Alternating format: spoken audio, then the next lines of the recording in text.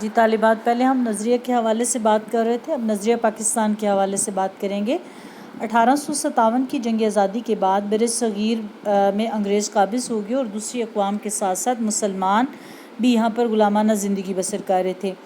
مسلمان فطرتاً غلامی کو پسند نہیں کرتا اور وہ آزاد حیثیت چاہتے تھے۔ انگریزوں سے چھٹکارا حاصل کر لینے کے بعد بھی انہیں اپنے مقصد میں بڑی کامیابی نظر نہیں آ رہی تھی۔ کیوں؟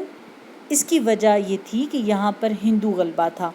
بڑے غور و فکر کے بعد مسلمانوں نے یہ سوچا کہ مسلم اکثریتی علاقوں میں ریاست قائم ہو جائے، اس طرح انگریزوں کے ساتھ ساتھ ہم ہندوؤں سے بھی چھٹکارا پا لیں گے اور اس مملکت کی بنیاد اسلام کے سنہرے اصولوں پر قائم کریں گے۔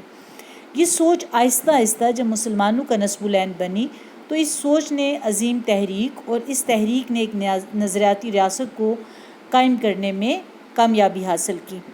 آپ اپنی اسکرین پر بھی دیکھ رہے ہیں کہ میں نے تھوڑا سا واضح کرنے کے لیے، آپ کو سمجھانے کے لیے کہ دنیا کی پہلی نظریاتی ریاست جو ہے وہ 1857 کے بعد جب مسلمانوں کے اندر یہ خواہش پیدا ہوئی کہ وہ ہندو اور انگریزوں سے آزادی حاصل کریں تو وہ آہستہ آہستہ تحریک پاکستان کی شکل اختیار کر گئی۔ تحریک پاکستان نے پہلی نظریاتی ریاست کی بنیاد رکھی۔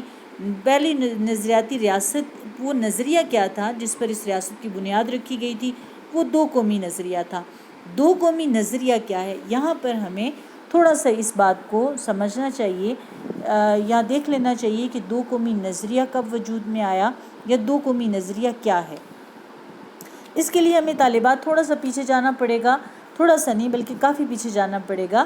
جب اللہ تعالیٰ نے حضرت آدم علیہ السلام کو پیدا کیا اور اللہ تعالیٰ نے جب حکم دیا کہ تمام فرشتوں کو کہ وہ حضرت آدم علیہ السلام کو سجدہ کریں تو ابلیس نے سجدہ کرنے سے انکار کر دیا۔ یہاں پر دو واضح طور پر جو ہیں وہ سوچ آپ کہہ لیں، دو نظریے سامنے آئے، ایک وہ جو اللہ کو ماننے والے اور ایک وہ جو اللہ کو نہیں ماننے والا تھا۔ یعنی اللہ تعالیٰ نے جب حکم دیا تو فرشتوں نے سجدہ کر لیا اور ابلیس نے انکار کر دیا، تو ایک وہ ہو گیا جس نے انکار کر دیا اور ایک وہ جنہوں نے اللہ کی بات کو مان لیا۔ اب برصغیر میں کب دو قومی نظریے کی بنیاد پڑی؟ اس کے حوالے سے قائد اعظم کا مشہور قول ہے، وہ کہتے ہیں کہ پاکستان تو اسی روز وجود میں آ گیا تھا جب پہلا ہندو مسلمان ہوا تھا۔ ٹھیک ہے؟ دو قومی نظریہ، پھر کیا اس دو قومی نظریے سے پھر کیا مراد ہوگا؟ ایک وہ جو اللہ کو ماننے والے ہیں اور ایک وہ جو اللہ کو نہیں ماننے والے۔ ٹھیک ہو گیا؟ برصغیر میں بہت ساری قومیں آباد تھیں، اس میں ہندو بھی تھے، سکھ بھی تھے، پارسی بھی تھے، ہندو مت بھی تھے، بہت ساری قومیں آباد تھیں، لیکن مسلمانوں کا تشخص ان سے الگ کیوں ہے یا کیوں ہوا ان کا الگ؟ اس لیے کہ وہ اللہ کو ماننے والے تھے، اللہ کی کبریائی کے آگے جھکنے والے تھے۔ اور جو دوسری اقوام تھی، یہاں پر دو بڑی قومیں جو ہیں وہ سامنے آتی ہیں۔ قومیں تو بہت ساری تھیں لیکن دو بڑی قومیں، ایک مسلمان اور ایک ہندو، ایک اللہ کو ماننے والے، ایک اللہ سے انکار کرنے والے، اللہ کی کبریائی کے آگے جھکنے والے نہیں ہیں اور ایک جھکنے والے ہیں۔